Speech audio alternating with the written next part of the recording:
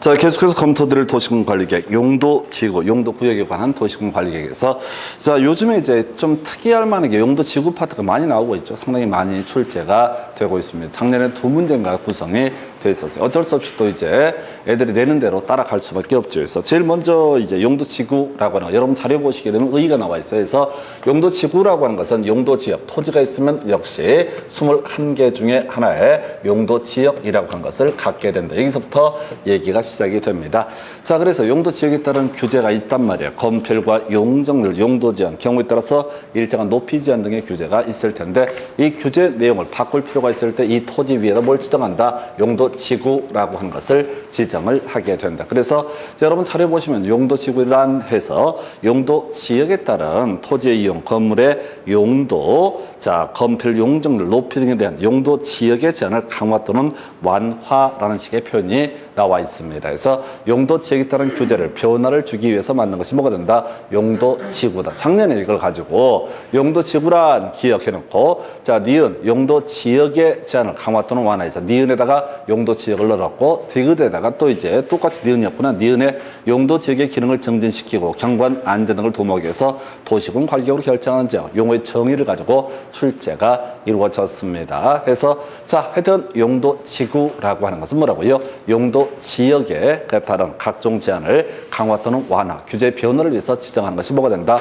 용도 지구다. 해서 제가 미리 밑줄을 그어놨어요. 나중에 볼 때 어떻게 해야 돼? 용도 지구란 외울 게 뭐라고? 다른 거 빼버리고 용도 지역의 제한을 강화 또는 완화. 밑줄을 그어놓고 색칠을 그어놓은 취지가 뭐냐면 그거 위주로 보라는 얘기야. 어차피 여러분들은 이 문장 자체를 외울 수가 없다고요. 한 5년 이상 해야지 이게 문장이 암기가 됩니다. 시험은 봐야겠고. 그래서 용도 지구 첫 번째 정의, 용도 지역에 따른 각종 제한을 강화 또는 완화라고 하는 게 첫 번째 이슈.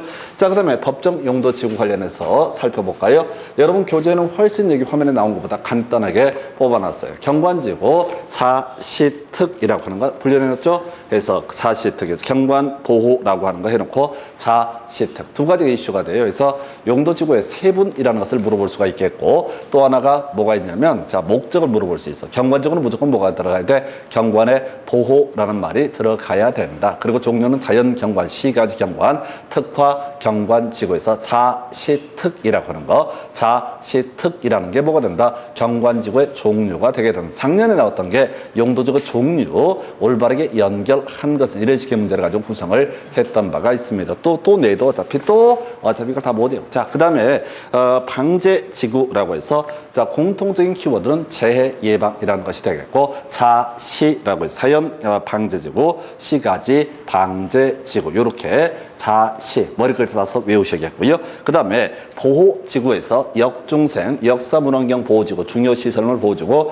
생태계 보호지구. 키워드는요, 보호라고 하는 것이 기본적인 골격에 들어가야 된다. 그래서 보호지구는 키워드 보호라고 하는 거, 종류는 역중생 이렇게 가게 됩니다. 취락지구까지 암기하셔야 돼. 취락지구는요, 자연 취락지구와 집단 취락지구, 자집 이렇게 끊어서 가셔야 돼. 해서 취락의 정비라고 하는 거. 나중에 이제 용어의 정의를 가지고 따질 때는 집단 취락지구, 개발 제한 구역 안에 취락 정비, 짧아서 간간히 구성이 되게 됩니다. 그래서 세분할 수 있는 게 경관지구, 자시특이라고 하는 거, 그 다음에 방제지구, 자시라고 하는 거, 그 다음에 역중생이라고 하는 것이 보호지구, 그 다음에 취락지구는 자연 취락지구와 집단 취락지구라고 하는 그 중에서 직접 정의를 따지면 때는 집단 취락지구, 개발 제한 구역 안에 취락 정비라고 하는 거, 이런 것을 가지고 쟁점을 삼게 됩니다. 그 다음에 개발지능지구. 자, 요건 종류는 외울 필요 없어요. 그냥 키워드 뭐야?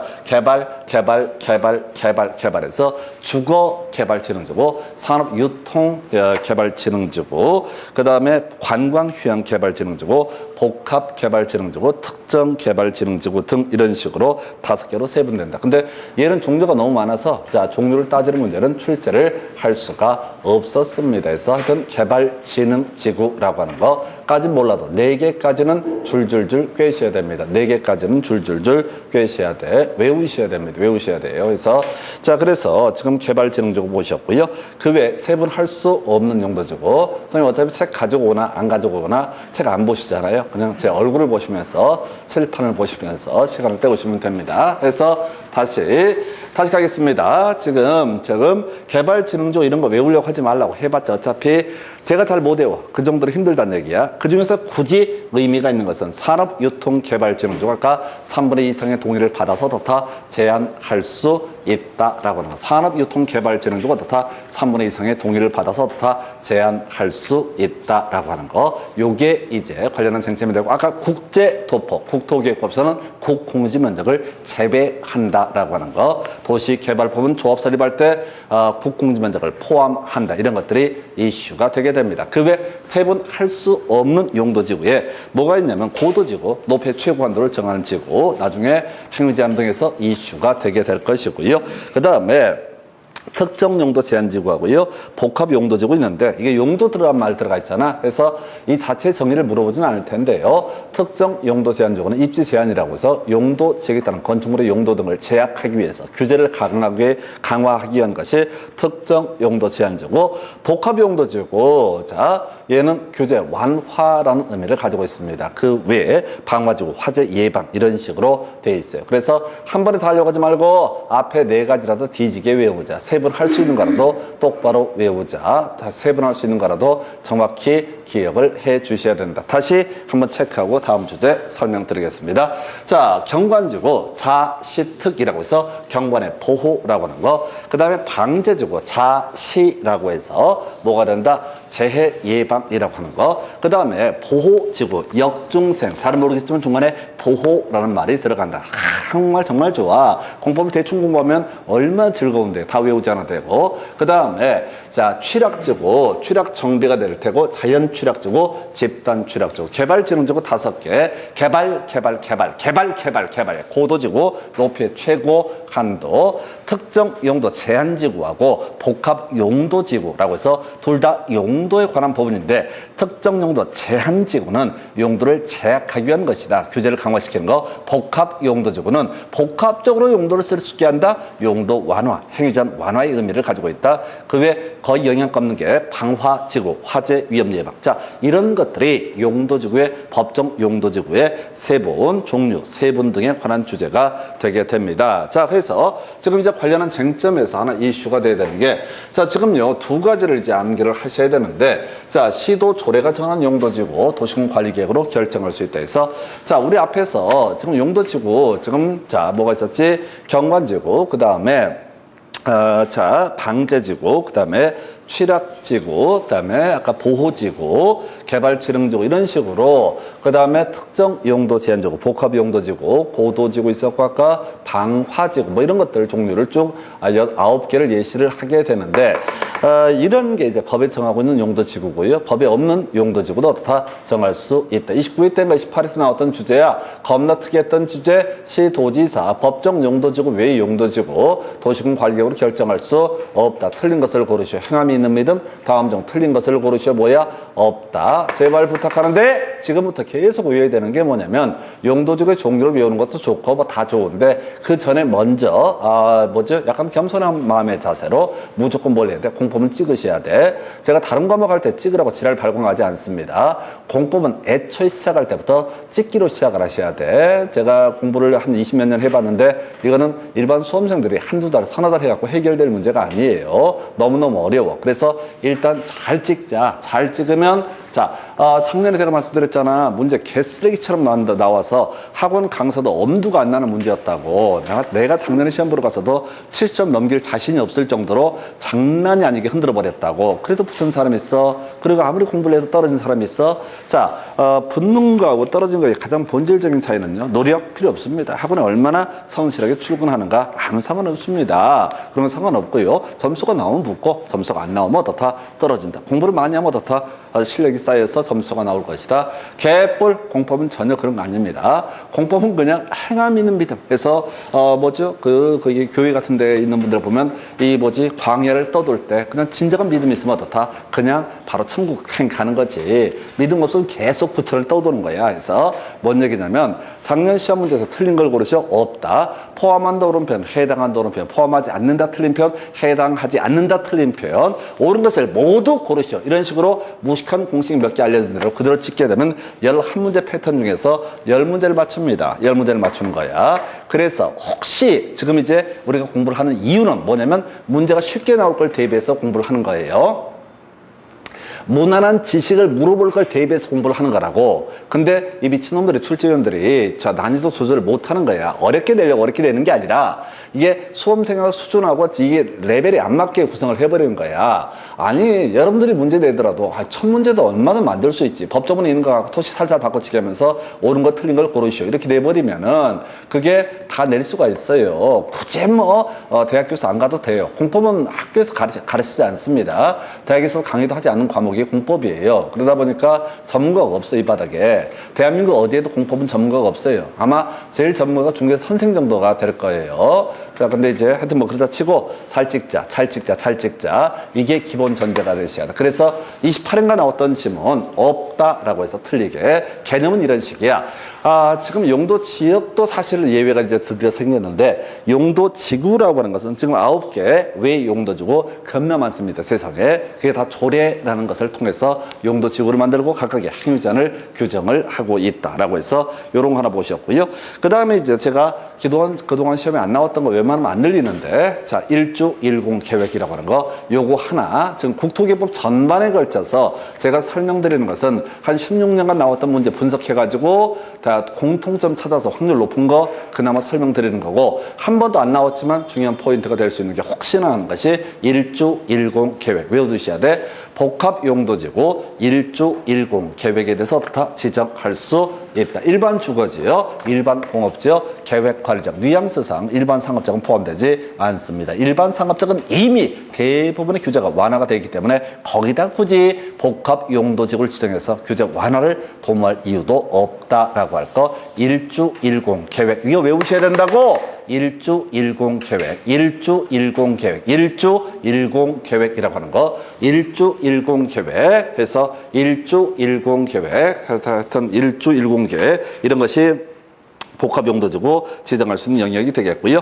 자, 고도지구 행위자는 이제 검토해서 봐야 되는데, 자, 이게 이제 좀 옛날 문제인데 모르겠습니다. 그래서 원래 용도지구에 지정에 따른 행위 제한이라는 것은 기본적으로 다 뭐에 따라서 조례를 통해서 행위자를 다룹니다. 그래서 우리 한번 기억해 볼까요? 공인중개사법에 가서 보게 되면 대상 물건의 표시, 권리관계, 공법상 이용 거래 규제 이런 것들 나오게 됩니다. 이게 확인 설명서, 기본 확인상의 앞에 세 가지. 그 중에서 공법상 이용 규제 중에서 건폐율 용적률의 최대한 저는 취군 조례를 통해서 확인 설명을 하도록 한다. 이런 명령이 있게 돼요. 그래서 실제 용도 지역에 따른 건폐율 용적률 앞에서 우리가 숫자를 외웠지만 현실에 있어서는 다 조례를 봐야지 알 수가 있습니다. 용도 지구에 따른 제한도 기본적으로 조례를 봐야 알 수 있는데 자, 원칙은 빼버리고 고도지구 몇 미터까지 규제하느냐. 아까 우리 고도지구는 저피의 최고 한도를 정하기 위한 용도지구다라고 설명을 드린 바가 있습니다. 그래서 고도지구는 자, 결정 고시. 자, 그래서 시청 홈페이지 가서 보시게 되면 도시군 관리계획 결정 고시 고도지구부터 지정합니다. 몇 미터입니다. 라는 숫자를 표시하는 거. 이게 도시군 관리계획이라고 하는 거. 해서 지정하는 과정도 도시군 관리계획이고 몇 미터냐라는 숫자도 도시군 관리계획을 통해서 확인할 수 있다. 이렇게 봐야겠고요. 그 다음에 건축물의 고도지구에 걸쳤을 때 대지건축물 전부돼서 고도지구 24회 때 나왔던 주제. 자, 이건 별 의미 없어. 그래서 전에 용도지역 지구 등에 관한 행위 제한 틀린 것 옳은 거에서 답을 뽑았던 것이 건축물이 일부라도 고도지구에 물려있으면 어떻다? 대지건축물 전부에 대해서 고도지구에 관한 행위 제한 규정을 적용을 하게 된다. 이거는 이제 무조건 옳게 내는 거예요. 틀리게 낼 수도 없어요. 실제 기술상은 틀리게 낼 수가 없습니다. 그래서 건축물이 고도지구에 걸쳐있으면 대지건축물 전부에 대해서 고도지구에 관한 행위 제한 규정을 적용한다. 해서 정리하게 되면 고도지구에서 몇 미터냐라고 하는 것은 도시군 관리계획 봐야 되고요. 그 다음에 건축물이 고도지구에 물려있으면 대지건축물 전부에 대해서 고도지구 요 정도까지 집단 취락지구 개별법을 봐야 됩니다. 개발제한구역의 지정 및 관리에 관한 특별조치법 해서 실질적인 이슈는 요 정도만 준비할 수 있고요. 그 다음에 자연취락지구 4층 이하 시골 농촌마을 얘기합니다. 녹지관리 농림자연환경 보호전지기 취락정비라고 해서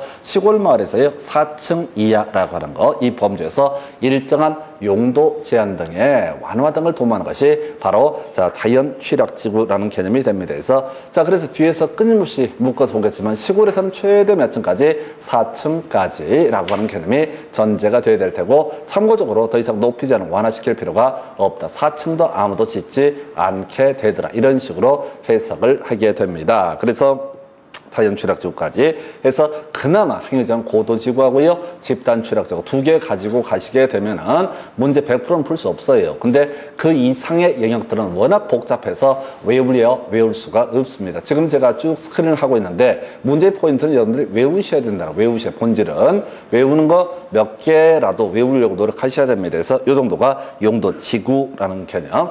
자, 그 다음에 이제 용도구역에 바로 이어서 가야 되는데, 용도구역 파트는 앞에서 우리가 이제 용도구역 결정권자 관련해서 개발제한구역, 시가화 조정구역, 국토부 장관, 그 외 국토부 장관 이반은 관리객도 국토교통부 장관이 결정을 하게 된다. 그 다음에 시가자, 수산자원 보호구역, 해수부 장관. 그리고 중요한 포인트, 도시자연공원구역은, 도시자연공원구역은 뭐라고요? 시도지사, 대도시장이 결정을 하게 된다. 요 얘기가 이슈가 돼. 근데 여러분 차례 보니까 용도구역 의라고 하는 것을 제가 집어넣어놨습니다.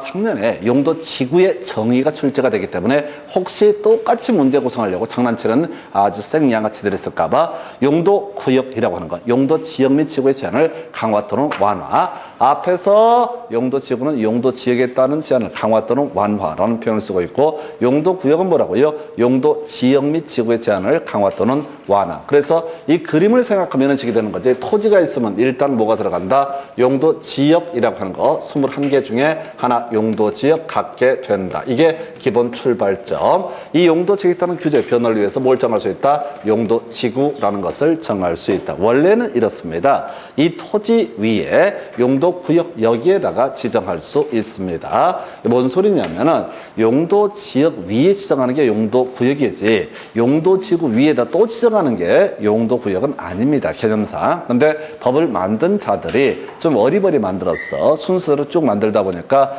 마치 용도구역 밑에 반드시 뭐가 있어야 하는 것처럼 용도지구가 있어야 되는 것처럼 표현을 하고 있는데, 다만 이건 법체계상 오류인데 시험에 낼 때는 법조문대로 출제가 되기 때문에 용도구역이라고 하는 것은 용도지역 및 지구의 용도지역 및 용도지구의 제한을 강화 또는 완화라고 하는 것, 이렇게 그림을 잡게 됩니다. 그래서 이건 뭐 거의 큰 이슈가 안 되죠. 그래서 용도구역의 지정이라고 하는 주제, 개발제한구역이요. 개시 수도입 이렇게 가는 거죠. 그래서 개발제한구역, 도시확산 방지, 보완상 등의 목적으로 지정을 하게 될 텐데, 이걸 문장을 하나로 만들었어요. 국토교통부 장관은 도시확산 방지, 보완상 필요가 있을 때 개발제한구역 관리격으로 결정할 수 있다라고 할 것. 두 번째, 시가화 조정구역. 예외만 기억을 해야 되죠. 바로 국가계획과 연계된 시가화 조정구역 누가 결정한다? 바로 국토교통부 장관이 결정한다. 이때는 이제 목적이 시가화 방지 이렇게 돼 있습니다. 그리고 18회 때 마지막 구성이 되고 안 나와서 거의 안 나올 것 같긴 한데, 다른 용도구역과 다르게 시가화 조정구역은 시가화 유보기간이라는 개념을 쓰고 있습니다. 그래서 5년 이상 20년의 범주에서 도시군 관리격으로 정하는 기간을 가리켜서 시가화 유보기간. 그래서 시가화 조정구역을 지정할 때 몇 년 동안 묶어둘 것인가 라고 하는 것을, 몇 년 동안 묶어둘 것인가 하는 것을 관리객으로 결정을 하게 된다. 그래서 결과적으로 시가화 유보 기간이 끝난 날에 다음 날부터 시가화 조정구역 지정에 관한 도시군 관리객 결정은 효력을 잃는다. 포인트, 다음 날. 다음 날이라고 하는 거. 이게 앞에서 도시군 관리객 결정은 지역 도면 고시가 된 날부터 효력이 발생한다. 그리고 시가화 유보 기간이 끝난 날에 다음 날부터 효력을 상실한다 등 나중에 전반적인 얘기가 뭐 효력이 상실하든 발생하든 항상 다음 날의 일반적인 모습. 근데 특이하게 도시군 관리객 결정이라는 것은 지역 도면 고시가 된 날부터 효력이 발생하게 된다. 이렇게 그림을 잡게 됩니다. 그 다음에 이제 해수부 장관이 결정하는 게 수산자원 보호 육성하기 위해서 수산자원의 보호구역 관리객으로 결정할 수 있다. 도시자연공원구역 중요한 포인트죠. 바로 시도지사, 대도시, 시장이라고. 29회 때는 관리객 결정관자 다른 하나를 고르시오. 그 당시에 답이 바로 시가화 조정구역을 예시를 하게 됩니다. 해서 개발제한구역, 시가화 조정구역, 그 다음에 국토부 장관 위반한 관리객은 국토교통부 장관이 결정한다. 그리고 나서 나서 도시 자연공원구역은 시도지사. 그러니까 여기서 나올 수 있는 문제가 몇 개가 있죠. 지금 이제 용도구역 쫙 깔아놓고 나서 다음 중 관리계 결정권자가 같은 것끼리 연결하는 것. 이렇게 나올 수 있다는 얘기야. 그럼 개발 제한구역과 국가계획과 연계된 시가화 조정구역은 누가 결정하고 국토교통부 장관, 수산자원보호구역은 해수부 장관, 도시자연공원구역은 시도지사, 대도시청이 결정을 하게 된다라고 해서 지금요 여기 자료 등을 보시게 되면은 그 도시자연공원구역의 지정 목적은 쓰지 않았어요. 밑줄을 긋지 않았어요. 외우지 마요. 어차피 안 외울 거니까. 자, 기본 세 가지. 개발제한구역, 도시확산방지 보완상, 시가화 조정구역은 뭐라고요? 시가화 방지, 수산자원 보호구역은 수산자원의 보호육상. 딱 여기까지만 목적은 기억하시라. 거의 안 나옵니다. 10년 넘게 지난 문제. 여기서는 거의 결정권자. 그리고 자 흐름상 이게 하도 안 나와서 되게 애매한데 시가화 유보기간이라는 개념. 5년 이상 20년의 범주에서 관리계획으로 정하는 기간. 시가화 유보기간이 끝난 날에 다음 날부터 그 효력을 상실하게 된다. 요 정도까지. 그 외에 입지규제 최소구역이라고 하는 건 별 의미 없어요. 지금 이건 법에 곧 폐지가 돼야 될 그럴 조항인데 하여튼 한 해가 지금 연명이 돼 있어. 그래서 이게 이제 29회 때인가 엽기적으로 하는 문제 구성되는데 어차피 학원 강사도 풀 수 없었던 문제 해서 제가 부탁드리는 게 제발 공법 이런 거 할 때 학원 강사도 못 푸는 문제까지 마스터를 해보겠다. 이런 직거리 좀 안 했으면 좋겠다. 설렁설렁 가더라도 다른 과목 대비 공부하실 양이 겁나 많습니다. 그래서 결국은 이 공법이란 과목은 전체 체계 하나 왔고 딱 잡고요. 대충 감으로 찍어가는 거지. 그 개별 법조문의 내용을 하나하나 소화할 수 없어요. 제가 전에 할 일 없어갖고 법조문 조문수를 대충 세보니까 민법은 우리가 실제 공부하는 범주가 한 200조문에서 300조문, 200조문 좀 넘을 거예요. 근데 이제 우리 지금 공법은 약 한 기본 법조문만 법하고 시행령만 해도 한 4,500조문 됩니다. 그러니까 민법 정도 공부하는 노력이 한 40배 정도를 해야지 공법의 조문의 의미를 이해할 수 있고 민법은 조문이나 깔끔하지 서로 유기적으로 연계가 되고 그래서 공부하는 게 힘들기도 하지만은